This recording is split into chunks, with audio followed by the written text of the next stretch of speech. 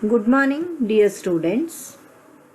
I am Dr. Suma Embar, Associate Professor of English, Government First Grade College, Kuvempu Nagar, Mysore. This video is on the grammar component, Framing Questions, Part 1. This framing questions component is prescribed for the language English syllabus of the second semester, BA, BSc, BCom, BBA programs in the University of Mysore.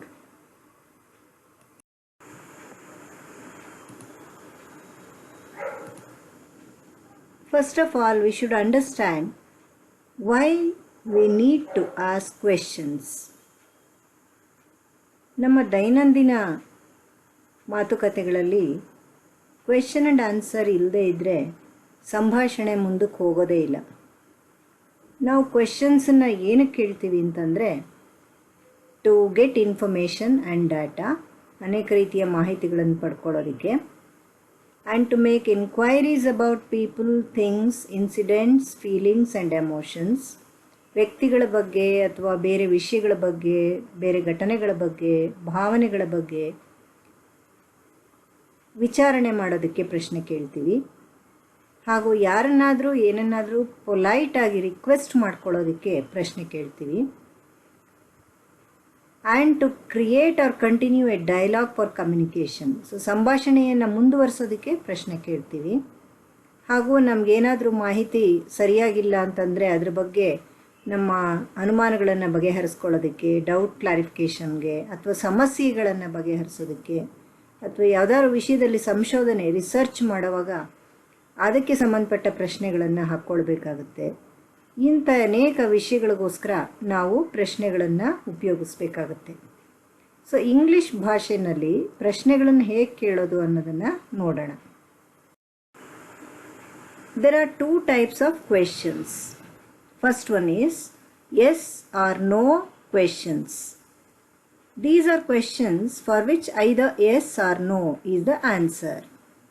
ಅಂದರೆ ಯಾವ ಪ್ರಶ್ನೆಗೆ S ಅಥವಾ no ಅನ್ನುವ ಉತ್ತರ ಬರುತ್ತೋ ಆ ಪ್ರಶ್ನೆಗಳನ್ನು S ಅಥವಾ ನೋ ಕ್ವೆಶನ್ಸ್ ಅಂತ ಕರಿತೀವಿ. Second one is WH questions.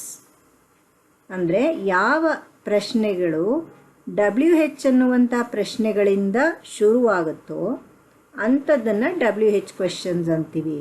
ಉದಾಹರಣೆಗೆ what, when, where, who, whom, which, why. ಅಂದರೆ ಯಾವುದು, ಯಾವಾಗ, ಎಲ್ಲಿ, ಯಾರು, ಯಾರಿಗೆ ಅಥವಾ ಯಾರು, ಯಾವುದು ಅಂತ ಇನ್ನೊಂದು ರೀತಿ ಕೇಳೋದು, ಹಾಗೂ ಯಾಕೆ.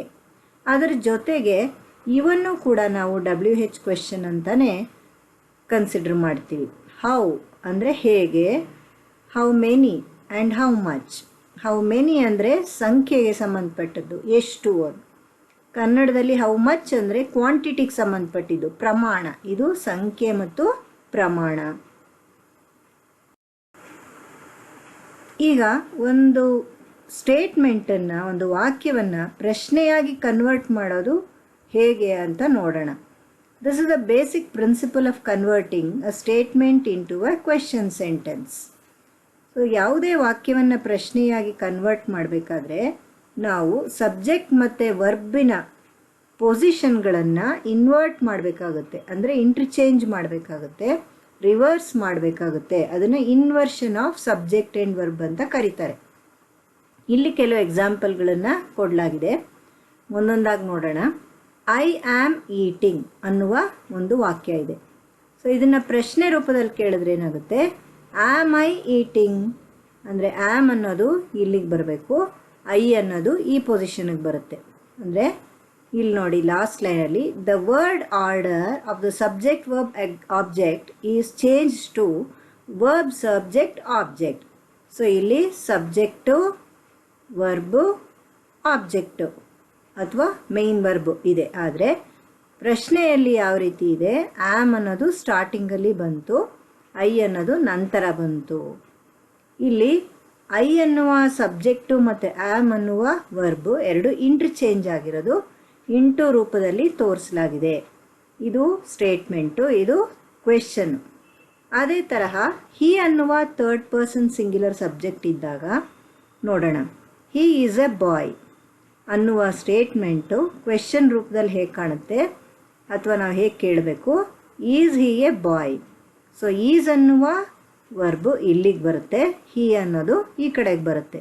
ಇನ್ವರ್ಷನ್ ಅಂದರೆ ಅದೇನೆ, ಇವೆರಡರ ಪೊಸಿಷನ್ನು ರಿವರ್ಸ್ ಆಗುತ್ತೆ. So he is a boy is converted into a sentence which is a question beginning with is. Is he a boy? Let's go to the third example. We eat banana. So ಈ ವಾಕ್ಯದಲ್ಲಿ ಈಟ್ ಅನ್ನುವಂಥ main verb ಇದೆ, ಅದರ ಜೊತೆಗೆ do ಅನ್ನುವ helping verb ಕೂಡ ಇದೆ. ಅದು ಹಿಡನ್ ಆರ್ ಅಂಡರ್ಸ್ಟುಡ್ ಅಂತ ನಾವು ತಗೊಳ್ಬೋದು. ಅದನ್ನು ನಾವು ಕಲೋಕಿಯಲ್ ಭಾಷೆಯಲ್ಲಿ ಯೂಸ್ ಮಾಡಲ್ಲ. ಆದರೆ ಪ್ರಶ್ನೆಯನ್ನು ಕೇಳುವಾಗ ಆ ಡೂ ಅನ್ನೋದು ಬಹಳ ಮುಖ್ಯವಾಗುತ್ತೆ, ಏಕೆಂದರೆ ಪ್ರಶ್ನೆ ಶುರುವಾಗದೆ ಆ ಡೂ ಅನ್ನುವ ಹೆಲ್ಪಿಂಗ್ ವರ್ಬ್ನಿಂದ. ಸೊ ಇವೆರಡು ಇಂಟರ್ಚೇಂಜ್ ಆಗುತ್ತೆ ಹೊರತು ಈಟ್ ಅನ್ನುವಂತಹ ವರ್ಬು ಮೇನ್ ವರ್ಬು ಇಲ್ಲೇ ಉಳ್ಕೊಳ್ಳುತ್ತೆ. So the statement we do eat banana ಅನ್ನೋದು ಕ್ವೆಶ್ಚನ್ ಹೇಗಾಗುತ್ತೆ ಅಂದರೆ ಡೂ ವಿ ಈಟ್ ಬನಾನಾ ಅಂತ ಆಗುತ್ತೆ. So remember that this do which you see here is the helping verb which becomes the first word in the question sentence. Let's go to the fourth example here, which is also a third person singular subject. Cat ಅನ್ನೋದು third person singular subject. So let's read the sentence. The cat has a tail. So cat has a tail ಅನ್ನುವಾಗ ಈ cat ಅಂತ singular subject third person ಇರೋದ್ರಿಂದ ಇಲ್ಲಿ has ಬಂದಿದೆ. ಈ ಹ್ಯಾಸನ್ನು ನಾವು ಬಿಡಿಸಿ ಬರೆದಾಗ ಅದು ಈ ರೀತಿ ಅದು ಡಿವೈಡ್ ಆಗುತ್ತೆ. It is written as does plus have. So ಇಲ್ಲೊಂದು ಹೆಲ್ಪಿಂಗ್ ವರ್ಬು, ಇಲ್ಲೊಂದು ಮೇನ್ ವರ್ಬು, ಈ ಎರಡು ವರ್ಬು ಸೇರಿದಾಗ ಹ್ಯಾಸ್ ಆಗುತ್ತೆ. ಹ್ಯಾವ್ ಅನ್ನೋದಕ್ಕೆ ಡಸ್ ಹಾಕಿದಾಗ ಹ್ಯಾಸ್ ಬರುತ್ತೆ. ಸೊ ಈ ಡಸ್ ಅನ್ನೋದು ನಮಗೆ ಇಂಪಾರ್ಟೆಂಟು ಕ್ವೆಶ್ಚನ್ ಮಾಡುವಾಗ, ಯಾಕೆಂದರೆ does is the first word in the question sentence and this noun comes here. So these two are interchanged and this verb remains as it is. So the question is, for this sentence the question is, does the cat have a tail? So remember to invert or reverse the position of the verb and the noun. Now let's go to the yes or no questions. Let's try to learn the different types of yes or no questions. Yes or no questionಗಳಲ್ಲಿ 3 ವಿಧಾನಗಳಿವೆ ಅಥವಾ 3 ಥರದ ಪ್ರಶ್ನೆಗಳನ್ನು ಕೇಳಬಹುದು. ಮೊದಲನೇದು questions beginning with the verb form to be. Be ಅನ್ನುವಂಥ basic ವರ್ಬಿನ ರೂಪದಲ್ಲಿರುವ ಪ್ರಶ್ನೆಗಳು ಯಾವ್ಯಾವುದು ಅಂತಂದರೆ, ಪ್ರಶ್ನೆಗಳು ಆಮ್, ಈಸ್, ಆರ್ ಅನ್ನುವಂತಹ ಬೇಸಿಕ್ ವರ್ಬ್ನಿಂದ ಶುರುವಾಗುವಂಥದ್ದು ಪ್ರೆಸೆಂಟ್ ಟೆನ್ಸಲ್ಲಿ, ಅಥವಾ ವಾಸ್ ಅಥವಾ ವರ್ ಇಂದ ಶುರುವಾಗುವಂತಹ ಪ್ರಶ್ನೆಗಳು ಪಾಸ್ಟ್ ಟೆನ್ಸಲ್ಲಿ. ಇದರ ಜೊತೆಗೆ questions beginning with modal auxiliaries ಕೂಡ ಇವೆ. ಅಂದರೆ ಇವನ್ನ ಮೋಡಲ್ ಆಕ್ಸಿಲರಿಯಸ್ ಅಂತ ಕರಿತೀವಿ. Can, could, will, would, shall, should, may, might ಇವೆಲ್ಲ ಪದಗಳನ್ನು ನಾವು ಸಾಮಾನ್ಯವಾಗಿ ರಿಕ್ವೆಸ್ಟಿಂಗ್ ಸೆಂಟೆನ್ಸಸ್ ಅಥವಾ ಕ್ವೆಶನ್ಸಲ್ಲಿ ಫ್ಯೂಚರ್ ಟೆನ್ಸ್ ರೂಪದಲ್ಲಿ ಬಳಸ್ತೀವಿ. ಸೊ ಮೊದಲನೇದಾಗಿ ಎಸ್ ಆರ್ ನೋ ಕ್ವೆಶನ್ಸಲ್ಲಿ ಈ ಬಿ ಫಾರ್ಮಿನ ರೂಪಗಳು ಆಮ್, ಈಸ್, ಆರ್ ಮತ್ತು ವಾಸ್ ವರ್ಗಳಿಂದ ಶುರುವಾಗುವಂತಹ ಪ್ರಶ್ನೆಗಳು. ಇಲ್ಲಿ ಹೇಗೆ ಕನ್ವರ್ಟ್ ಆಗುತ್ತೆ ಅಂತ ನೋಡೋಣ. ಸ್ಟೇಟ್ಮೆಂಟ್ಸು ಕ್ವಶನ್ಸ್ ಆಗಿ ಹೇಗೆ ಕನ್ವರ್ಟ್ ಆಗುತ್ತೆ. ಬಿ ಫಾರ್ಮಲ್ಲಿರುವಂತಹ ಸ್ಟೇಟ್ಮೆಂಟ್ಸು ಬಿ ಫಾರ್ಮಲ್ಲಿರುವ ಪ್ರಶ್ನೆಗಳಾಗಿ ಹೇಗೆ ಕನ್ವರ್ಟ್ ಆಗುತ್ತೆ. ಸೊ ಮೊದಲೇ ತಿಳಿಸಿದಂತೆ ಈ ವರ್ಬ್ ಮತ್ತು ಸಬ್ಜೆಕ್ಟ್ ಎರಡು ಇಂಟರ್ಚೇಂಜ್ ಆಗುತ್ತೆ. ಸೊ ಮೊದಲನೇ ಎಕ್ಸಾಂಪಲ್ ತಗೊಳ್ಳೋಣ. I am Suma. ಸೊ ಇಲ್ಲಿ ಸಬ್ಜೆಕ್ಟ್ ಇದೆ, ಇಲ್ಲಿ ವರ್ಬ್ ಇದೆ, ಅದೆರಡು ಇಂಟರ್ಚೇಂಜ್ ಆಗುತ್ತೆ. Am, I, Suma. ಸೊ ಇಲ್ಲಿ ಇವೆರಡು ಮಾತ್ರ ಇಂಟರ್ಚೇಂಜ್ ಆಗೋದು, ಮತ್ತು ಕ್ವೆಶ್ಚನ್ ಬರೆಯೋದನ್ನು ನಾವು ಮರಿಬಾರ್ದು. ಐ ಅನ್ನುವಂತಹ ಫಸ್ಟ್ ಪರ್ಸನ್ ಸಿಂಗ್ಯುಲರ್, ಇಲ್ಲಿ ಯು ಅನ್ನುವಂಥ ವಾಕ್ಯದ ಬಿಗಿನಿಂಗಲ್ಲಿ ಯು ಇರುವ ಪದವನ್ನು ಶುರು ಮಾಡಿದಾಗ ಹೇಗಿರುತ್ತೆ ನೋಡೋಣ. ಯು ಬಂದಾಗ ಆರ್ ಅನ್ನುವಂಥ ಬಿ ಫಾರ್ಮ್ ಬರುತ್ತೆ, ಐ ಬಂದಾಗ ಆ್ಯಮ್ ಬಂದಿದೆ. ನೀವು ಪ್ರಥಮ ಸೆಮಿಸ್ಟರ್ನಲ್ಲಿ ಇದನ್ನು ಕಲ್ತಿದ್ದೀರಾ, ಯಾವ ಸಬ್ಜೆಕ್ಟ್ಗೆ ಯಾವ ವರ್ಬ್ ಅನ್ನೋದನ್ನು. ಯು ಆರ್ ಲೇಟ್ ಅನ್ನುವಂಥ ವಾಕ್ಯ ಇದೆ ಇಲ್ಲಿ, which is converted to are you late. These two are interchanged. Similarly, this is a book. So here is third person singular. This ಅಂದರೆ ಇದು. ಮತ್ತು ಈಸ್ ಅನ್ನೋದು ಥರ್ಡ್ ಪರ್ಸನ್ ಸಿಂಗ್ಯುಲರ್ಗೆ ಬಳಸುವಂಥ be form. This is a book, which is converted to is this a book. These two are interchanged. This is also third person singular, but this is past tense. Sheila was a good singer is converted to was Sheila a good singer. So it begins with was. In the beginning of the sentence you find this was. Fifth example, they were happy. So they is third person plural, for which this is plural, but this is in past tense. As we had present tense here, we have here past tense, but the rule is the same. These two are interchanged. Were they happy? Then we move on to there is and there are sentences. There are 3 pens. Here is plural 3 pens, for which the be form is plural. And there ಅಲ್ಲಿ ಅನ್ನುವ ಅರ್ಥದ ವಾಕ್ಯಗಳಲ್ಲಿ ಇಲ್ಲಿ ನಾವು plural ಯಾಕೆ use ಮಾಡ್ತಿದ್ದೀವಿ ಅಂದರೆ ಇಲ್ಲಿ pens plural ಇದೆ ಆದ್ದರಿಂದ. ಸೊ ಇದಕ್ಕೂ ಅದೇ ರೂಲ್ ಅಪ್ಲೈ ಆಗುತ್ತೆ. These two are interchanged. Are there 3 pens? Then in the last example, there is singular verb is because this is a singular subject. There is a boy outside is converted into a sentence by reversing is and there. Is there a boy outside? The rule is the same. Whichever kind of question you are making, the subject is always interchanged with the subject. These two are reversed. Here are few more examples which are taken from everyday situations. The picture is taken from Google. Copyright is Google. ಇವೆಲ್ಲ am, is, are, was, were questions. ಯಾವುದೇ ಹೋಟೆಲ್ನಲ್ಲಿ ನೀವು friends ಇಬ್ಬರು ಕೂತ್ಕೊಂಡು ಮಾತಾಡ್ತಿರುವಾಗ ನೀವು ಹೇಗೆ ಈ am, is, R ಪ್ರಶ್ನೆಗಳನ್ನು ಬಳಸ್ಬೋದು ಅನ್ನೋದಕ್ಕೆ ಕೆಲವು ಉದಾಹರಣೆಗಳನ್ನು ಇಲ್ಲಿ ಕೊಡಲಾಗಿದೆ. ಆರ್ ಯು ಹಂಗ್ರಿ ಅಂತ ನಿಮ್ಮ ಫ್ರೆಂಡ್ನ ನೀವು ಕೇಳ್ಬೋದು. Is this your new dress?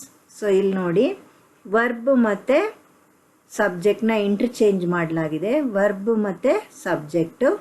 Am I looking good? So ನಾನು ಚೆನ್ನಾಗಿ ಕಾಣ್ತಾ ಇದ್ದೀನಾ? ಆಮ್ ಅನ್ನೋದು ಮೊದಲು ಬರುತ್ತೆ, ಐ ಅನ್ನೋದು ಆಮೇಲೆ ಬರುತ್ತೆ. ಇಲ್ಲೂ ಅಷ್ಟೇ, ಫಸ್ಟು ವರ್ಬು ಅನಂತರ subject. Is the coffee cold? Coffee ತಣ್ಣಗಾಗಿದೆಯಾ? Are the waiters busy? So ಇಲ್ಲಿ ಕೂಡ ಹೆಲ್ಪಿಂಗ್ ವರ್ಬ್ ಪ್ಲೂರಲಲ್ಲಿದೆ, ಯಾಕೆಂದರೆ ಇಲ್ಲಿ ವೇಟರ್ಸ್ ಅನ್ನೋದು ಪ್ಲೂರಲಲ್ಲಿದೆ. Was the movie good? So movie is in singular, so you have singular, but this is in past tense. Movie ಚೆನ್ನಾಗಿತ್ತಾ? So was ಅನ್ನೋ ಪಾಸ್ಟ್ ಟೆನ್ಸ್ನ ಇಲ್ಲಿ ವರ್ಬನ್ನು, ಹೆಲ್ಪಿಂಗ್ ವರ್ಬ್ನ ಬರೆಯಲಾಗಿದೆ. Were you in class yesterday? ನೆನ್ನೆ ನೀನು ಕ್ಲಾಸಲ್ಲಿದ್ಯಾ ಅಂತ ಕೇಳಬೇಕಾದ್ರೆ ಯು ಅನ್ನೋದು ಸೆಕೆಂಡ್ ಪರ್ಸನ್ನು, ಅಲ್ಲಿ ಪ್ಲೂರಲ್ ಬರಬೇಕಾದ್ರಿಂದ ಪ್ಲೂರಲ್ ಇದೆ. ಆದರೆ ಪಾಸ್ಟ್ ಟೆನ್ಸ್ ಯಾಕಿದೆ ಅಂದರೆ ಇದು ಎಸ್ಟರ್ಡೇ ಅನ್ನುವಂಥ ಪಾಸ್ಟ್ ಟೆನ್ಸ್ ಕ್ವೆಶನ್ನು. ಸೊ ನಿಜ ಜೀವನದಲ್ಲಿ ನಾವು ಬೇಕಾದಷ್ಟು are, is, am, was, were ಪ್ರಶ್ನೆಗಳನ್ನು ಯೂಸ್ ಮಾಡಬೇಕಾಗುತ್ತೆ. ಇವೆಲ್ಲವೂ ಎಸ್ ಆರ್ ನೋ ಕ್ವೆಶನ್ಸ್. ಸೊ ಎಸ್ ಆರ್ ನೋ ಕ್ವೆಶನ್ಸಲ್ಲಿ ಎರಡನೆಯ ಪ್ರಕಾರದ ಪ್ರಶ್ನೆಗಳು ಯಾವುದು ಅಂತಂದರೆ the questions beginning with do, which is the helping verb. So ಈ ಡೂ ಇಂದ ಶುರುವಾಗುವಂಥ ಪ್ರಶ್ನೆಗಳಲ್ಲೂ 3 ಥರ ಇರುತ್ತೆ. ಡೂ, ಡಸ್, ಡಿಡ್ ಅನ್ನುವ 3 ಹೆಲ್ಪಿಂಗ್ ವರ್ಬ್ಗಳಿಂದ ಶುರುವಾಗುವಂತಹ ವಾಕ್ಯಗಳನ್ನ ನಾವು ಅಥವಾ ಪ್ರಶ್ನೆಗಳನ್ನು ನಾವು ಯೂಸ್ ಮಾಡ್ತೀವಿ. So let us see each one. Do is used for present tense. All persons, for example I, you, we, they ಎಲ್ಲದಕ್ಕೂ ನಾವು ಡೂ ಬಳಸ್ತೀವಿ. Does is used for present tense but only for third person singular, ಅಂದರೆ he, she, it, donkey etcetera. So ಇವೆಲ್ಲವನ್ನು ನಾವು third person singular ಅಂತ ಯಾವ ಸಬ್ಜೆಕ್ಟ್ಗಳನ್ನು ಕರಿತೀವೋ ಅಂಥ ಸಬ್ಜೆಕ್ಟ್ಗಳು use ಮಾಡುವಾಗ ಪ್ರಶ್ನೆಗಳನ್ನು ಡಸ್ ಅನ್ನುವಂಥ ಹೆಲ್ಪಿಂಗ್ ವರ್ಬ್ನಿಂದ ಶುರು ಮಾಡ್ತೀವಿ. ಮಿಕ್ಕಿದ ಎಲ್ಲ ರೀತಿಯ ಪರ್ಸನ್ಸ್ಗೆ ನಾವು ಕ್ವೆಶನ್ಸನ್ನು ಡೂ ಇಂದ ಶುರು ಮಾಡ್ತೀವಿ. Do is for plural persons and all kinds of persons excluding this, and does is used only for third person singular.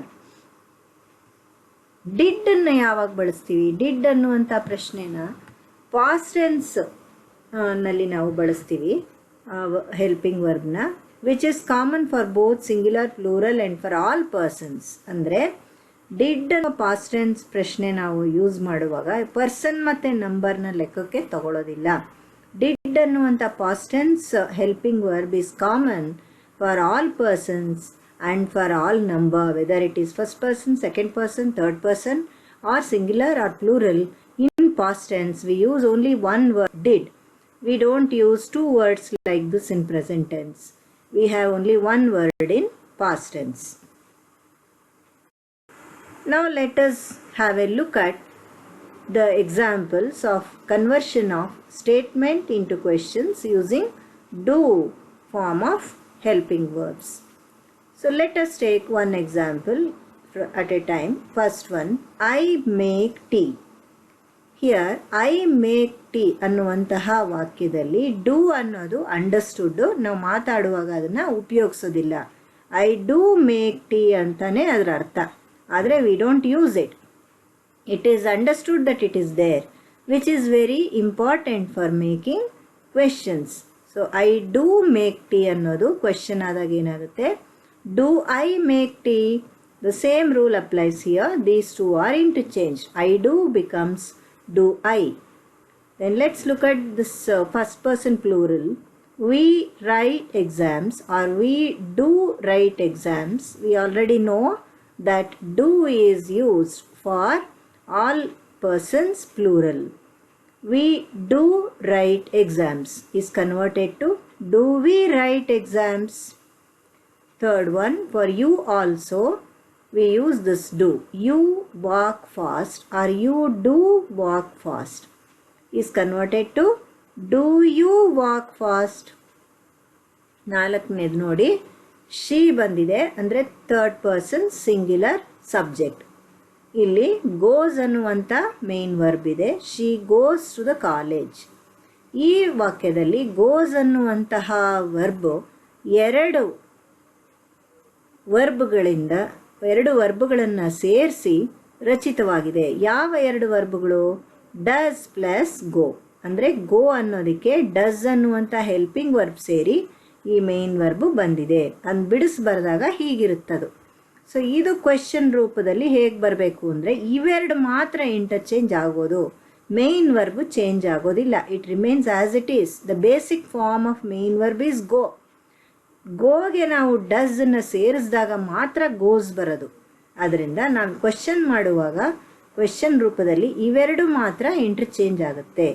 Does she go to the college ಅಂತ ನಾವು ಪ್ರಶ್ನೆನ ಕೇಳ್ತೀವಿ. ಇಲ್ಲಿ ನೋಡಿ, ಗೋ ಹಾಗೆ ಉಳ್ಕೊಂಡಿದೆ, ಶಿ ಮತ್ತು ಡಸ್ ಎರಡು ರಿವರ್ಸ್ ಆಗಿ ಡಸ್ ಶಿ ಆಗಿದೆ. Go remains the same. Go is the main basic verb.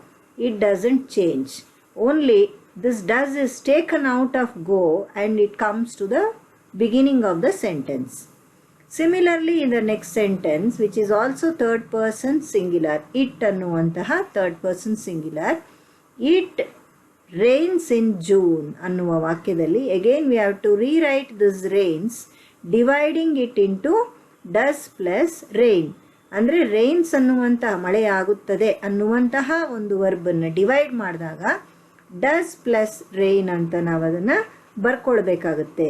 So ಇದು ಎರಡು ವರ್ಬ್ಗಳಿಂದ ಮಾಡಲ್ಪಟ್ಟಿದೆ. ಇದು ಮೇನ್ ಬೇಸಿಕ್ ವರ್ಬು, ಇದು helping verb. So it does ಯಾವುದಕ್ಕೆ ಬರುತ್ತೆ ಅನ್ನೋದು ಹಿಂದಿನ ಸ್ಲೈಡಲ್ಲಿ ನೋಡಿದ್ದೀವಿ. ಅಂದರೆ ಥರ್ಡ್ ಪರ್ಸನ್ ಸಿಂಗ್ಯುಲರ್ ಇದ್ದಾಗ ಡಸ್ ಅನ್ನುವಂತಹ ವರ್ಬ್, ಹೆಲ್ಪಿಂಗ್ ವರ್ಬನ್ನು ನಾವು ಯೂಸ್ ಮಾಡ್ತೀವಿ. ಇದನ್ನು ನಾವು ಪ್ರಶ್ನೆಯಾಗಿ ಕನ್ವರ್ಟ್ ಮಾಡಿದಾಗ ಏನಾಗುತ್ತೆ, it does rain in Mysore June ಅಂತ ಇದರ ಅರ್ಥ. ಅದನ್ನು ನಾವು ಕ್ವೆಶ್ಚನ್ ಮಾಡಿದಾಗ ಏನಾಗುತ್ತೆ, does it rain in June ಆಗುತ್ತೆ. ಇಟ್ ಡಸ್ ಅನ್ನೋದು ರಿವರ್ಸ್ ಆದಾಗ ಡಸ್ ಇಟ್ ಆಗುತ್ತೆ, ರೈನ್ ಹಾಗೆ ಉಳ್ಕೊಳ್ಳುತ್ತೆ. ನೆಕ್ಸ್ಟ್ ವಾಕ್ಯದಲ್ಲಿ ಕೂಡ ಅದೇ ರೀತಿಯ ಹೆಲ್ಪಿಂಗ್ ವರ್ಬನ್ನು ನಾವು ನೋಡ್ತಿದ್ದೀವಿ. ಡಸ್ ಅನ್ನುವ ಹೆಲ್ಪಿಂಗ್ ವರ್ಬು, ಯಾಕೆಂದರೆ ಇದು ಥರ್ಡ್ ಪರ್ಸನ್ ಸಿಂಗ್ಯುಲರ್. ಹಿ ಅನ್ನೋದು ಹಿ, ಶಿ, ಇಟ್ ಮೂರು ಥರ್ಡ್ ಪರ್ಸನ್ ಸಿಂಗ್ಯುಲರ್. ಸೊ ಈ ಮೂರಕ್ಕೂ ನಾವು ಡಸ್ ಯೂಸ್ ಮಾಡಿರೋದನ್ನು ನೋಡ್ತೀವಿ. ಮಿಕ್ಕಿದ ಎಲ್ಲದಕ್ಕೂ ನಾವು ಡೂ ನೋಡ್ತಾ ಇದ್ದೀವಿ, ಇದು ಸಹ third person singular. So he does paint ಅಂತ ನಾವು ಅದನ್ನು ಹೇಳಿದಂತೆ ಅರ್ಥ. ಪೇಂಟ್ಸನ್ನು ಡಿವೈಡ್ ಮಾಡಿದಾಗ it is divided into helping verb does and main verb paint. So ಈ ಎರಡಾಗಿ ನಾವು ಬರ್ಕೊಂಡಾಗ ನಮಗೀಗ ಯಾವುದನ್ನು ರಿವರ್ಸ್ ಮಾಡಬೇಕು ಅನ್ನೋದು ಸ್ಪಷ್ಟವಾಗುತ್ತೆ. ಸೊ ಕ್ವೆಶ್ಚನ್ ರೂಪದಲ್ಲಿ ಈ ಡಸ್ ಅನ್ನೋಂಥ ಹೆಲ್ಪಿಂಗ್ ವರ್ಬ್ ಮೊದಲು ಬರುತ್ತೆ, ಹಿ ಅನ್ನೋದು ಅನಂತರ ಬರುತ್ತೆ, ಈ ಪೇಂಟ್ ಅನ್ನೋದು ಹಾಗೆ ಉಳ್ಕೊಳ್ಳುತ್ತೆ. So question becomes, does he paint well? Next sentence we find the third person singular subject donkey. ಕತ್ತೆ ಅನ್ನೋದು ಥರ್ಡ್ ಪರ್ಸನ್ ಸಿಂಗ್ಯುಲರ್, ಅಂದರೆ ಇಟ್ಟಿಗೆ ಸಂಬಂಧಪಟ್ಟಂಥ, ಇಟ್ಟಿಗೆ ಸೇರಿದಂತಹ ಪದ. ಥರ್ಡ್ ಪರ್ಸನ್ ಸಿಂಗ್ಯುಲರ್ ಆದ್ದರಿಂದ ಈ ಸಿಂಗ್ಸನ್ನು ಕೂಡ ನಾವು ಈ ವರ್ಬ್ಗೆ ಎಸ್ ಇರೋದನ್ನು ನೆನಪಿಟ್ಕೊಂಡು ಅದನ್ನು ಬರ್ಕೋಬೇಕು. ಸೊ ಇದು ಬಿಡಿಸ್ಬೇಕಾದ್ರೆ ನಿಮಗೆ ಕ್ಲೂ ಏನು, ವರ್ಬಿನ ಪಕ್ಕ ಎಸ್ ಹಾಕ್ತೀವಿ. ಗೋಸ್, ರೈನ್ಸ್, ಪೇಂಟ್ಸ್, ಸಿಂಗ್ಸ್ ಇವೆಲ್ಲ ವರ್ಬ್ಗಳು ಯಾಕೆ ಎಸ್ ಜೊಂದಿಗೆ ಬರ್ತಾ ಇವೆ ಅಂದರೆ, ಈ ಎಲ್ಲ ವರ್ಬ್ಗಳು ಬರೀಬೇಕಾದ್ರೆ ಇವೆಲ್ಲ ಥರ್ಡ್ ಪರ್ಸನ್ ಸಿಂಗ್ಯುಲರ್ ಸಬ್ಜೆಕ್ಟ್ಗಳು. He, she, it, donkey. ಈ ರೀತಿ ಥರ್ಡ್ ಪರ್ಸನ್ ಸಿಂಗ್ಯುಲರ್ ಸಬ್ಜೆಕ್ಟ್ ಇದ್ದಾಗ ಈ ರೀತಿ ವರ್ಬ್ಗೆ ಎಸ್ಸನ್ನು ಆ್ಯಡ್ ಮಾಡಿ ನಾವು ವರ್ಬನ್ನು ರಚಿಸಿರ್ತೀವಿ. ಅದನ್ನು ಬಿಡಿಸಿ ಬರ್ಕೊಳ್ಳೇಬೇಕಾಗುತ್ತೆ. ಡಸ್ ಪ್ಲಸ್ ಸಿಂಗ್ ಅಂತ ಬರ್ಕೊಂಡಿದ್ದೀವಿ. ಈಗ ಡಾಂಕಿ ಡಸ್ ಸಿಂಗ್ ಅಂತ ಅರ್ಥ ಈ ವಾಕ್ಯದ್ದು. ಅದನ್ನು ನಾವು ಪ್ರಶ್ನೆಗೆ ಕನ್ವರ್ಟ್ ಮಾಡಿದಾಗ ಈ ಡಸ್ ಅನ್ನೋದು ಬಿಗಿನ್ ಬರುತ್ತೆ, ಡಾಂಕಿ ಅನ್ನೋದು ನಂತರ ಬರುತ್ತೆ. The donkey does sing is converted to does the donkey sing. Sing remains as it is with no change. Let's go to the next one. Third person plural subject. They play cricket. So ಇಲ್ಲಿ ಅನ್ನೋದು plural ಅನ್ನೋ ಅರ್ಥ, ಯಾಕೆಂದರೆ ಇದು plural, ಅದರಿಂದ ಅಲ್ಲಿ do ಬಂದಿದೆ. ಅದನ್ನು ನಾವು ಯೂಸ್ ಮಾಡಲ್ಲ, ಬಟ್ ಅಲ್ಲಿ ಇದೆ ಅದು. They do play cricket which is converted to do they play well ಅಥವಾ do they play cricket. Next one, ninth one is he went out. Went is the past tense form of the verb go, which is divided into did plus go. So went ಅನ್ನೋದು irregular ಆದಂಥ verb, ಗೋ ಅನ್ನೋದು irregular ಆದ verb. Past ಟೆನ್ಸಲ್ಲಿ vent ಅಂತ ಬರಿತೀವಿ, ಗೋಡ್ ಅಂತ ಬರೆಯಲ್ಲ. So vent ಬಂತಪ್ಪ ಅಂದರೆ did plus ಗೋ, ಅಂದರೆ ಗೋನ ಪಾಸ್ಟ್ ಟೆನ್ಸ್ ಹಾಕಿದ್ರೆ ವೆಂಟ್ ಆಯಿತು. ಸೊ ಈ ಡಿಡ್ ಅನ್ನೋದು ಇಲ್ಲಿದೆ ಅಂತ ನೆನಪಿಟ್ಕೊಂಡು ನಾವು ಪ್ರಶ್ನೆಯನ್ನು ರಚಿಸಬೇಕು.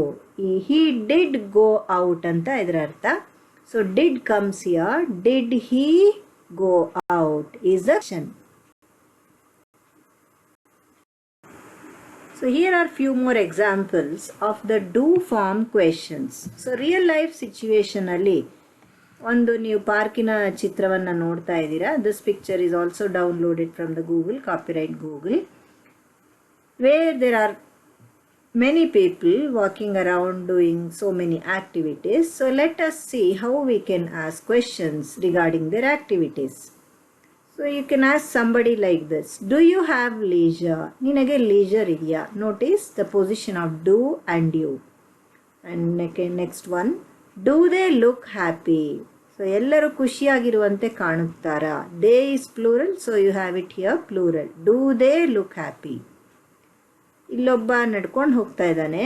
Does he go to the college? ಅವನು ಕಾಲೇಜ್ಗೆ ಹೋಗ್ತಾನಾ? So go is actually singular with does added in the statement. He goes to the college ಅನ್ನೋದನ್ನು ಡಿವೈಡ್ ಆದಾಗ ಹೀಗಾಗಿರುತ್ತದು. So does comes here in the beginning because he is third person singular. Similarly, dog is third person singular. So ಇಲ್ಲಿ singular helping verb ಬಂದಿದೆ. Does the dog run? ನಾಯಿ ಓಡುತ್ತದೆಯಾ? Do the ducks swim? ಇಲ್ಲಿ ಇದು dog ಅನ್ನೋದು singular ಆಗಿದೆ, ಅದರಿಂದ does ಬಂದಿದೆ. Next 5ನೇ ಸೆಂಟೆನ್ಸ್ ಅಲ್ಲಿ ನೋಡಿ, ಡಕ್ಸ್ ಇಸ್ ಪ್ಲೂರಲ್. ಇದು ಪ್ಲೂರಲ್ ಇರೋದ್ರಿಂದ ಇಲ್ಲಿ ಡೂ ಬಂದಿದೆ. ನೆನಪಿಟ್ಕೊಳ್ಳಿ, ಸಬ್ಜೆಕ್ಟು ಸಿಂಗ್ಯುಲರ್ ಇದ್ದಾಗ ಇಲ್ಲಿ ಡಸ್ ಬರುತ್ತೆ, ಇಲ್ಲಿ ಹಿ ಇದ್ದಾಗ ಡಸ್, ಡಾಗ್ ಇದ್ದಾಗ ಡಸ್, ಡಕ್ಸ್ ಬಂದಾಗ ಮಾತ್ರ ಇದು ಡೂ ಆಗುತ್ತೆ. ಯಾಕೆಂದರೆ this is plural, this is plural. Next one, does the boy like the dog? So the boy likes the dog ಅಂತ ಒಂದು ವಾಕ್ಯ ಇದ್ರೆ ಆ ಪ್ರಶ್ನೆ ಮಾಡಬೇಕಾದಾಗ ಏನಾಗುತ್ತೆ, ಲೈಕ್ಸ್ ಅನ್ನೋದನ್ನು ಡಿವೈಡ್ ಮಾಡಿದಾಗ ಡಸ್ ಪ್ಲಸ್ ಲೈಕ್ ಆಗುತ್ತೆ. ಅಂದರೆ ಆ ಡಸ್ನ ನಾವು ಸ್ಟಾರ್ಟಿಂಗಿಗೆ ಹಾಕೋತೀವಿ, ಬಾಯ್ ಅನ್ನೋದನ್ನು ಆಮೇಲೆ ಹಾಕ್ಕೊಳ್ತೀವಿ. ಇದೆರಡು ರಿವರ್ಸ್ ಆಗಿದೆ, ಸ್ಟೇಟ್ಮೆಂಟಿಂದ ರಿವರ್ಸ್ ಆಗಿರೋದು ಇದು. ಸೊ ಬಾಯ್ ಲೈಕ್ಸ್ ಅನ್ನೋದನ್ನು ಬಿಡಿಸಿ ಬರ್ಕೊಂಡು ಬಾಯ್ ಡಸ್ ಲೈಕ್ ಡಾಗ್ ಅಂತ ಬರ್ಕೊಂಡಾಗ ನಿಮಗೆ ಡಸ್ ಸಿಗುತ್ತಲ್ಲ, ಆ ಡಸ್ನ ಇಲ್ಲಿ ಹಾಕ್ಕೊಂಡಿದ್ದೀವಿ. Does the boy like the dog? Did the baby sleep ಅನ್ನುವ ವಾಕ್ಯದಲ್ಲಿ ಇಲ್ಲಿ ಪಾಸ್ಟ್ ಟೆನ್ಸ್ ಇದೆ. ಸೊ ಪಾಸ್ಟ್ ಟೆನ್ಸ್ ಯೂಸ್ ಮಾಡುವಾಗ ಇದು ಪ್ಲೂರಲ್ಲ ಅಥವಾ ಸಿಂಗ್ಯುಲರ್ ಅನ್ನೋದು ಮ್ಯಾಟರ್ ಆಗೋದಿಲ್ಲ. For all singular, plural, first person, second person, third person, if the past tense is to be used, we don't have to worry about the number and person of the subject. We just use past tense irrespective of the person or the subject, number of the subject. In the 8th example also, this is the past tense. Did the sun set? ಅನ್ನೋ ಸೂರ್ಯ ಮುಳುಗಿದನ ಅಂತ ನಾವು past ಟೆನ್ಸಲ್ಲಿ ಕೇಳುವಾಗ ಇಲ್ಲಿ ಕೂಡ past tense ಇರೋದ್ರಿಂದ ನಾವು ಅದು ಯಾವ ಸಬ್ಜೆಕ್ಟು ಅಂತ ತಲೆ ಕೆಡಿಸ್ಕೊಳ್ಬೇಕಾಗಿಲ್ಲ. ಇದು ಸಿಂಗ್ಯುಲರಾ ಪ್ಲೂರಲ್ಲ ಅಥವಾ ಫಸ್ಟ್ ಪರ್ಸನ್ನ, ಸೆಕೆಂಡ್ ಪರ್ಸನ್ನ, ಥರ್ಡ್ ಪರ್ಸನ್ನ ಏನೂ ನೋಡಬೇಕಾಗಿಲ್ಲ. We just write the past tense here. These are also yes or no questions which are of the do form. There is a third category of yes or no questions beginning with have verb. This have, has, had, these are the three different forms of the have verb which are called possessive verbs. ಹೊಂದಿದ್ದಾನೆ, ಹೊಂದಿದ್ದಾಳೆ, ಹೊಂದಿದೆ ಅಂತ ಅರ್ಥ ಬರುವಂಥ ಪೊಸೆಸಿವ್ನೆಸ್ಸನ್ನು ಸೂಚಿಸುವಂತಹ helping verbs ಇವೆಲ್ಲ. They are use to show possessing. For example things. For example, he has a car. ಅವನು ಕಾರನ್ನು ಹೊಂದಿದ್ದಾನೆ. ಅವರು ಮನೆಯನ್ನು ಹೊಂದಿದ್ದಾರೆ. ಸೊ ಇಲ್ಲಿ ಹ್ಯಾಸ್ ಇದೆ, ಇಲ್ಲಿ ಹ್ಯಾವ್ ಇದೆ. ನಾವು ಇಲ್ಲಿ ಕಲ್ತ್ಕೋಬೇಕಾಗಿರೋದೇನು ಅಂದರೆ ಹ್ಯಾಸ್ ಯಾವಾಗ ಬರುತ್ತೆ, ಹ್ಯಾವ್ ಯಾವಾಗ ಬರುತ್ತೆ ಸ್ಟೇಟ್ಮೆಂಟಲ್ಲಿ. ಹಿ ಅನ್ನೋದು ಸಿಂಗ್ಯುಲರ್ ಇದ್ದಾಗ, ಥರ್ಡ್ ಪರ್ಸನ್ ಇದ್ದಾಗ ಹ್ಯಾಸ್ ಬರುತ್ತೆ. ಇಲ್ಲಿ ಹ್ಯಾವ್ ಯಾವಾಗ ಬರುತ್ತೆ ಅಂದರೆ ಇದು ಥರ್ಡ್ ಪರ್ಸನ್ ಪ್ಲೂರಲ್ ಇದ್ದಾಗ. ಅಂದರೆ ಎಲ್ಲದಕ್ಕೂ ಹ್ಯಾವ್ ಬರುತ್ತೆ. Only for third person singular subject we use this verb has. He has a car, she has a dog, the dog has a tail, etc. So ಎಲ್ಲ ಹೊಂದಿದ್ದಾನೆ, ಹೊಂದಿದ್ದಾಳೆ, ಹೊಂದಿದೆ ಅನ್ನೋದು ಎಲ್ಲ ಸಿಂಗ್ಯುಲರ್ಗೂ ಹ್ಯಾಸ್ ಬಳಸ್ತೀವಿ. ಮಿಕ್ಕಿದ್ದೆಲ್ಲದಕ್ಕೂ ಪ್ಲೂರಲ್ ಬಳಸ್ತೀವಿ. I have, you have, they have, ಎಲ್ಲದಕ್ಕೂ ಹ್ಯಾವನ್ನು ಬಳಸ್ತೀವಿ. ಮತ್ತು ಹ್ಯಾಸ್ ಹ್ಯಾವ್ನ ಇನ್ಯಾವಾಗ ಬಳಸ್ತೀವಿ ಅಂದರೆ consuming food and drink. For example, she has lunch. ಅವಳು ಊಟ ಮಾಡಿದ್ದಾಳೆ ಅನ್ನೋದಕ್ಕೆ ಹ್ಯಾಸ್ ಅನ್ನುವಂಥ ಹೆಲ್ಪಿಂಗ್ ವರ್ಬ್ನ ನಾವು ಯೂಸ್ ಮಾಡ್ತೀವಿ. ಶಿ ಹ್ಯಾಸ್ ಈಟನ್ ಅನ್ನೋ ಅರ್ಥನ ಇಲ್ಲಿ ಇದು ಕೊಡ್ತಾ ಇದೆ. ಅವರು ಟೀಯನ್ನು ಹೊಂದಿದ್ದಾರೆ ಅಂತಲ್ಲ, ಇದು ಅವರು ಟೀ ಕುಡಿದಿದ್ದಾರೆ ಅನ್ನೋ ಅರ್ಥದಲ್ಲಿ. ನಾನು ಹಾಲನ್ನು ಕುಡಿದೆ ಅಂತ ಪಾಸ್ಟ್ ಟೆನ್ಸಲ್ಲಿ ಹ್ಯಾಡನ್ನು ಯೂಸ್ ಮಾಡ್ತೀವಿ. ಇಲ್ಲಿ ಕೂಡ ನಾವು ಊಟ ತಿಂಡಿಯನ್ನು ಕುಡಿದಿದ್ದೇವೆ, ತಿಂದಿದ್ದೇವೆ ಅನ್ನುವಾಗ ಹ್ಯಾಸು ಮತ್ತು ಹ್ಯಾವು ಮತ್ತು ಹ್ಯಾಡನ್ನು ಯೂಸ್ ಮಾಡ್ತೀವಿ. ಅಲ್ಲಿ ಸಿಂಗ್ಯುಲರ್ ಇದ್ದರೆ ಹಿ, ಶಿ ಇಟ್ಟಿದ್ರೆ ಹ್ಯಾಸ್ ಬರುತ್ತೆ. ಐ, ವಿ, ಯು, ದೇ ಎಲ್ಲ ಇರುವಂಥ ಸಬ್ಜೆಕ್ಟ್ಗಳಾದರೆ ಹ್ಯಾವ್ ಬರುತ್ತೆ. ಎಲ್ಲ ಪಾಸ್ಟ್ ಟೆನ್ಸ್ಗೂ ಹ್ಯಾಡನ್ನು ಯೂಸ್ ಮಾಡ್ತೀವಿ. Then have, has, had are used for describing or having parts of body. For example, I have long hair. ನಾನು ಉದ್ದನೆ ಕೂದಲನ್ನು ಹೊಂದಿದ್ದೇನೆ. ಅವನು ಬ್ರೌನ್ ಕಣ್ಣುಗಳನ್ನು ಹೊಂದಿದ್ದಾನೆ. ನಾಯಿಯು ಟೈಲನ್ನು ಹೊಂದಿದೆ. ಸೊ ಇಲ್ಲಿ ಹೊಂದಿದ್ದೇನೆ, ಹೊಂದಿದ್ದಾನೆ, ಹೊಂದಿದೆ ಇವೆಲ್ಲದಕ್ಕೂ ಹ್ಯಾವನ್ನು ನಾವು ದೇಹದ ಭಾಗಗಳನ್ನು ಹೊಂದಿದ್ದಾನೆ ಅಥವಾ ಹೊಂದಿದೆ ಅಂತ ಹೇಳುವಾಗೆಲ್ಲ ಹ್ಯಾಸು ಹ್ಯಾವ್ನ ಬಳಸ್ತೀವಿ. ಇಲ್ಲೂ ನಾವು ಜ್ಞಾಪಕ ಇಟ್ಕೋಬೇಕಾಗಿರೋದು third person singular, he, she, it ಅನ್ನುವ ಅರ್ಥ ಬರುವ ಸಬ್ಜೆಕ್ಟ್ ಇದ್ದಾಗೆಲ್ಲ ಹ್ಯಾಸ್ ಬಳಸ್ತೀವಿ. ಐ, ಯು, ವಿ, ದೇ ಎಲ್ಲದಕ್ಕೂ ಹ್ಯಾವ್ ಬಳಸ್ತೀವಿ. ಐ ಹ್ಯಾವ್ ಫಿನಿಶ್ಡ್ ರೈಟಿಂಗ್ ಅನ್ನುವ ನೆಕ್ಸ್ಟ್ ವಾಕ್ಯ ನೋಡೋಣ. ಇಲ್ಲಿ ಹೇಗೆ ಉಪಯೋಗ ಆಗ್ತಾ ಇದೆ ಹ್ಯಾಸ್ ಹ್ಯಾವ್ಗಳು ನೋಡೋಣ. It is used as helping verb. There are two verbs in the sentence where have is not the main verb. Here is the main verb. This is a helping verb. There are two verbs here. I have finished writing. So finished is the main verb in past tense. This is the participle helping verb. Have ಅನ್ನೋದು helping verb ಆಗಿ ಮಾತ್ರ ಇಲ್ಲಿ ಬಳಕೆ ಆಗ್ತಾ ಇದೆ. ಈ ವಾಕ್ಯದಲ್ಲಿ ನೋಡೋಣ, she has gone out. ಇಲ್ಲಿ gone ಅನ್ನೋದು past participle of go, which is the main verb. And has is the helping verb used for third person singular she. She ಅನ್ನೋದು ಬಂದಾಗ has ಬರುತ್ತೆ. I ಅನ್ನೋದು ಬಂದಾಗ have ಬಂದಿರೋದನ್ನು ನಾವಿಲ್ಲಿ ನೋಡ್ತೀವಿ. ಸೊ has haveಗಳನ್ನು ಹೆಲ್ಪಿಂಗ್ ವರ್ಬ್ ಆಗಿ ಮೇನ್ ವರ್ಬಿನ ಜೊತೆ ಅದನ್ನು ಬಳಸ್ತಾ ಇರೋದನ್ನು ನೋಡ್ತಿದ್ದೀವಿ. ಸೊ ಇನ್ನೊಂದಷ್ಟು ಎಕ್ಸಾಂಪಲ್ಗಳನ್ನ ನೋಡೋಣ. ಹ್ಯಾಸ್, ಹ್ಯಾವ್, ಹ್ಯಾಡ್ಗಳು ಇರುವಂತಹ ಸ್ಟೇಟ್ಮೆಂಟ್ಸನ್ನು ಕ್ವೆಶ್ಚನ್ ರೂಪಕ್ಕೆ ಕನ್ವರ್ಟ್ ಮಾಡೋದು ಹೇಗೆ ಅಂತ. ಮೊದಲನೇ ವಾಕ್ಯ ನೋಡೋಣ. I have come fast. ನಾನು ಬೇಗ ಬಂದಿದ್ದೇನೆ. ಸೊ ಇಲ್ಲಿ ಐ ಬಂದಾಗ ಹ್ಯಾವ್ ಬಂದಿದೆ. ಅದು ಸೆಂಟೆನ್ಸನ್ನ ನಾವು ಕ್ವೆಶ್ಚನ್ ರೂಪಕ್ಕೆ ಕನ್ವರ್ಟ್ ಮಾಡಿದಾಗ ಇವೆರಡು ಇಂಟರ್ಚೇಂಜ್ ಆಗುತ್ತೆ. ರೆಡ್ಡಲ್ಲಿರುವ ಇದೆ ಸಬ್ಜೆಕ್ಟ್ ಮತ್ತು ಹೆಲ್ಪಿಂಗ್ ವರ್ಬು. ಇಲ್ಲಿ ಇಂಟರ್ಚೇಂಜ್ ಆದಾಗ ಹ್ಯಾವ್ ಐ ಅಂತ ಆಗುತ್ತೆ. I have come fast is converted to question by interchanging verb and the subject I. Have I come fast.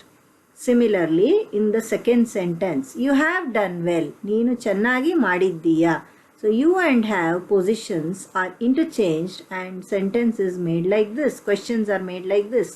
Have you done well. In the third sentence, first person plural ಇದೆ ಇಲ್ಲಿ we ಅಂತ.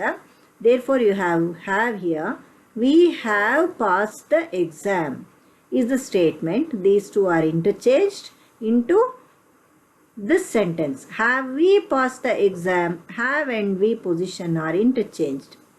In the fourth sentence, he has gone to the shop. Illi third person singular he ide. Illi therefore you have has.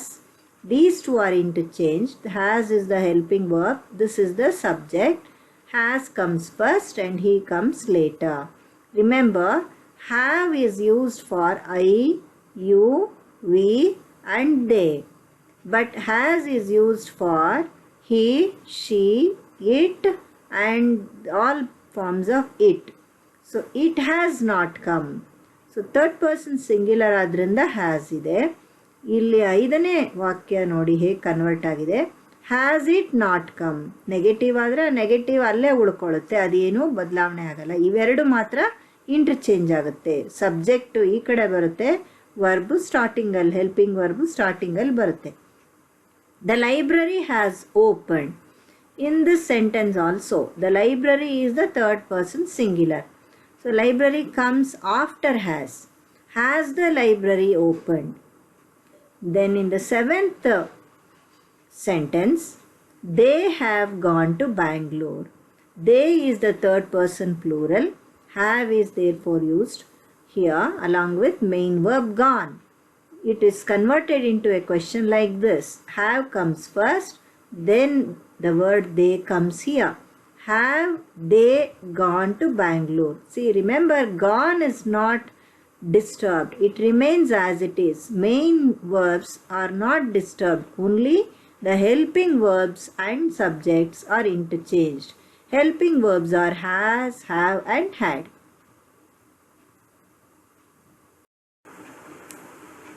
In a real life situation, when you see a room like this, you can ask so many questions like this. Here is a living room of somebody in a family. There are so many things that you see, chairs and TV, staircase, put a guitar and some things in the bureau and the shelf, and here is a fireplace, there is a photo, poster, curtain, so many things that you see here. Let us see how we ask the questions. Have you open the window? ಕಿಟಕಿಯನ್ನು ತೆಗೆದಿದ್ದೀಯಾ ಅನ್ಬೇಕಾದ್ರೆ ಇಲ್ಲಿ you ಅನ್ನುವ second person subject ಆದ್ರಿಂದ ಇಲ್ಲಿ have ಬಂದಿದೆ. Have you opened? Opened remains where it is. Only the subject and the helping verb are interchanged. Has the boy clean the room? ಹುಡುಗ ರೂಮನ್ನು clean ಮಾಡಿದಾನಾ? So boy is third person singular, so we use this has. Remember that third person singular, he, she, it, boy, it, donkey, whatever may be the third person singular, has is the helping verb used. Has the boy cleaned the room? Next one, have they used the guitar? Avaru guitar na upayogisidara. Avaru is third person plural. So we get the helping verb have here. Have they? Next one, has the curtain been closed? Curtain ಅನ್ನು close ಮಾಡಲಾಗಿದೆಯಾ? ಇಲ್ಲಿ curtain ಅನ್ನೋದು third person singular ಆದ್ರಿಂದ has ಅನ್ನುವಂಥ helping verb ಸ್ಟಾರ್ಟಿಂಗಲ್ಲಿ ಬಂದಿದೆ. Has she gone out? ಈ ಎಕ್ಸಾಂಪಲಲ್ಲಿ ಕೂಡ third person singular ಇದೆ she, therefore we use the helping verb has at the beginning. Had the domestic help or domestic worker come? ಮನೆ ಕೆಲಸದ ಹೆಂಗಸು ಬಂದಿದ್ದಳ ಅಥವಾ ಬಂದಿದ್ದರ ಅಂತ ಕೇಳುವಾಗ ನಾವು ಪಾಸ್ಟ್ ಟೆನ್ಸಲ್ಲಿ ಕೇಳ್ತಾ ಇದ್ದೇವೆ. ಡೊಮೆಸ್ಟಿಕ್ ಮನೆ ಕೆಲಸದವರು ಬಂದಿದ್ದರ ಅನ್ನುವಾಗ ಪಾಸ್ಟ್ ಟೆನ್ಸ್ ಆದ್ರಿಂದ ಇದು ಸಿಂಗ್ಯುಲರಾ, ಇದು ಪ್ಲೂರಲ್ಲ, ಅಥವಾ ಫಸ್ಟ್ ಪರ್ಸನ್ನ, ಸೆಕೆಂಡ್ ಪರ್ಸನ್ನ ನಾವೇನು ನೋಡಬೇಕಾಗಿಲ್ಲ. ಹ್ಯಾಡ್ ಅನ್ನೋದನ್ನು ಪಾಸ್ಟ್ ಟೆನ್ಸಲ್ಲಿ ಬಳಸ್ತೀವಿ. In the next example we have first person plural we here. Have we enjoyed the holiday? ನಾವು ಹಾಲಿಡೇಯನ್ನು ಚೆನ್ನಾಗಿ ಮಜಾ ಮಾಡಿದೇವಾ ಅಂತ ಕೇಳಬೇಕಾದ್ರೆ ಇಲ್ಲಿ ವಿ ಇರೋದ್ರಿಂದ ಹ್ಯಾವ್ ಬಂದಿದೆ.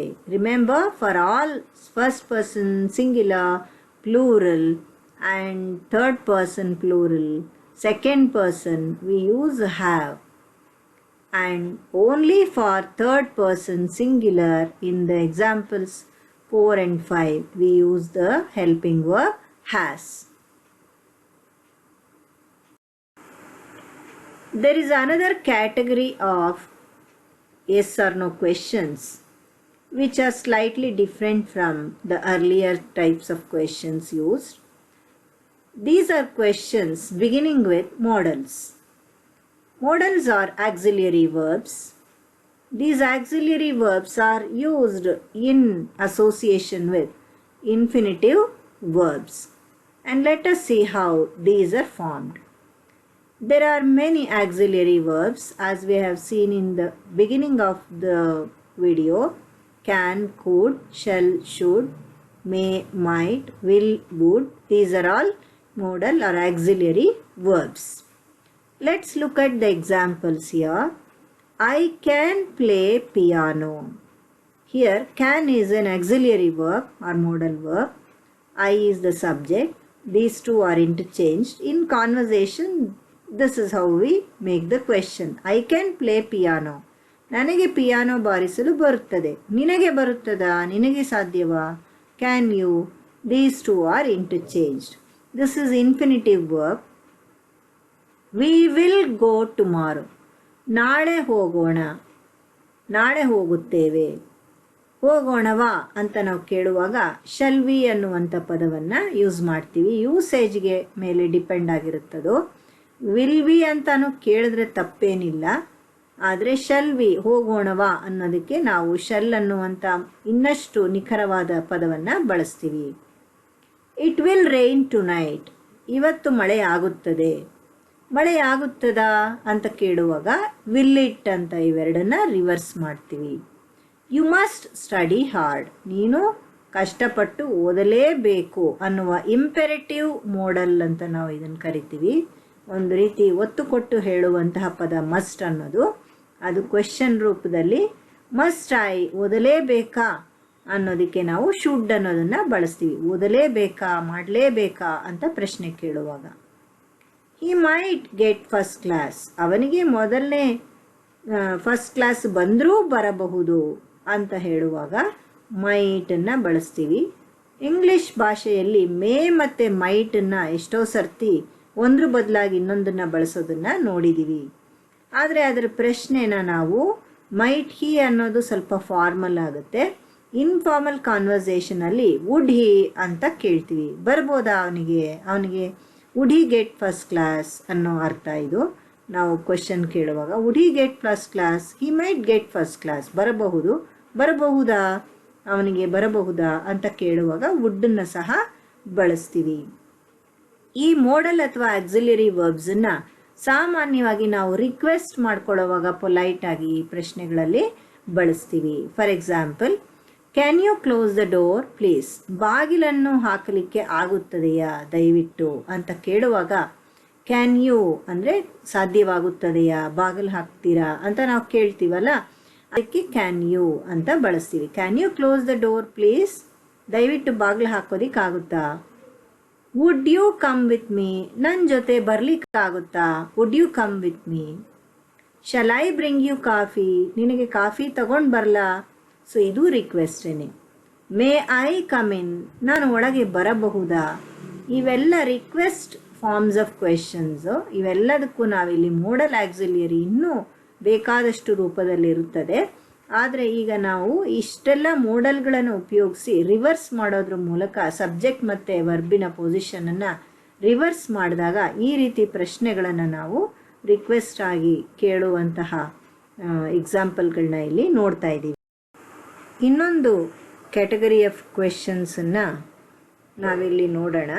ಕ್ವೆಶನ್ಗಳಲ್ಲಿ ನೆಗೆಟಿವನ್ನು ಹೇಗೆ ಬಳಸೋದು. ಎಸ್ ಆರ್ ನೋ ಕ್ವೆಶನ್ಸಲ್ಲಿ yes or no question can be either in assertive form or negative form. For example, I can sing, ನನಗೆ ಹಾಡಲು ಸಾಧ್ಯ, ಹಾಡಲು ಬರುತ್ತದೆ. ನನಗೆ ಹಾಡಲು ಬರುತ್ತದೆಯಾ, ಕೆನ್ ಐ ಸಿಂಗ್ ಅನ್ನೋದನ್ನು ನಾವು ನೆಗೆಟಿವಲ್ಲಿ ಕೂಡ ಹೇಳ್ಬೋದು. ನನಗೆ ಹಾಡಲು ಬರುವುದಿಲ್ಲವಾ, ಕ್ಯಾನ್ ಕಾಂಟ್. ಇದು ಪಾಸಿಟಿವು, ಇದು ನೆಗೆಟಿವು. ಆದರೆ ಈ ಸ್ಟೇಟ್ಮೆಂಟ್ಗೆ ನಾವು ಎರಡೂ ರೀತಿಯ ಪ್ರಶ್ನೆಗಳನ್ನು ಕೇಳಬಹುದು. Can I, can't I. Can ಅನ್ನೋದು ಈ ಕಡೆ ಬರುತ್ತೆ, ಐ ಅನ್ನೋದು ಇಲ್ಲಿಗೆ ಬರುತ್ತೆ. ಇದನ್ನು ಆಗಲೇ ಡಿಸ್ಕಸ್ ಮಾಡಿದ್ದೀವಿ. ಸೆಕೆಂಡ್ ಎಕ್ಸಾಂಪಲಲ್ಲಿ he is a tall boy. So here is a third person singular. Is the helping verb which comes at the beginning. Is he a tall boy, ಅವನು ಎತ್ತರದ ಹುಡುಗನ, ಅವನು ಎತ್ತರದ ಹುಡುಗ ಅಲ್ಲವಾ. ಸೊ ಈಸ್ ಮತ್ತು ಇಸಂಟ್ ಅನ್ನುವ ಪಾಸಿಟಿವ್ ಮತ್ತು ನೆಗೆಟಿವ್ಗಳನ್ನು ನಾವು ಸ್ಟಾರ್ಟಿಂಗಲ್ಲಿ ಬರಿತೀವಿ. ನೆಕ್ಸ್ಟು ಪದ ನಮಗೆ ಹೆಲ್ಪಿಂಗ್ ವರ್ಬ್ ಆದ ನಂತರ ಇರೋದು ಸಬ್ಜೆಕ್ಟು. ಈ ಎಕ್ಸಾಂಪಲಲ್ಲಿ ಫ್ಲವರ್ಸ್ ಅನ್ನೋದು plural. So the statement is the flowers are beautiful, which is converted into a question. Are the flowers beautiful. So are comes here, the flowers comes here. The word flowers comes here. ಇಲ್ಲಿ are ಮತ್ತು flowers interchange ಆಗಿದೆ. Flowers beautiful ಆಗಿದೆಯಾ ಅಂತ ಕೇಳ್ತಿದ್ದೀವಿ. ಅದನ್ನೇ ನೆಗೆಟಿವಲ್ಲಿ ಕೇಳಿದಾಗ flowers beautiful ಆಗಿಲ್ಲವಾ ಅಂತ. ಆರ್ಗೆ negative aren't. So are the flowers beautiful, aren't the flowers beautiful. So both positive and negative sentences can be asked. You are already studying the negatives of statements in the second semester, under which you are going to study question forms too. So questions can be asked either in negative forms or positive forms. Positive forms we have already discussed. They are be forms, that is, am, are, was, were, or do forms, that is do, does, did, and possessive has, have, had, and also modals. We have discussed all those positive forms.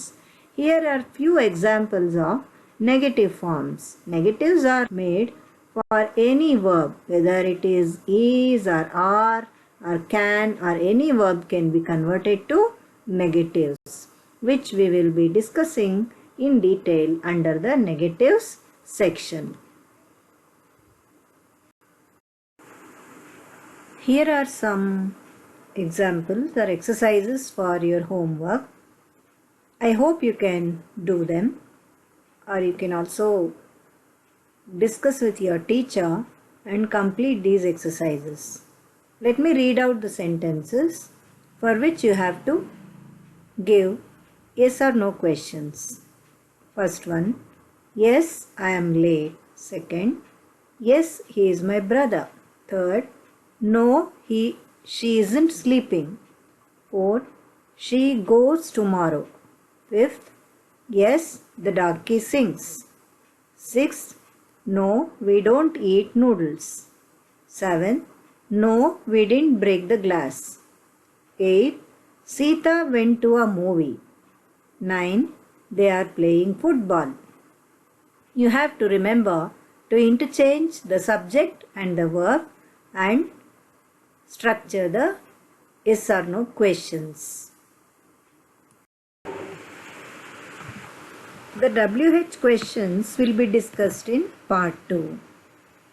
If you have any doubts or you need any clarifications, you can send email to me at the address given here, mbarsuma0@gmail.com. Thank you.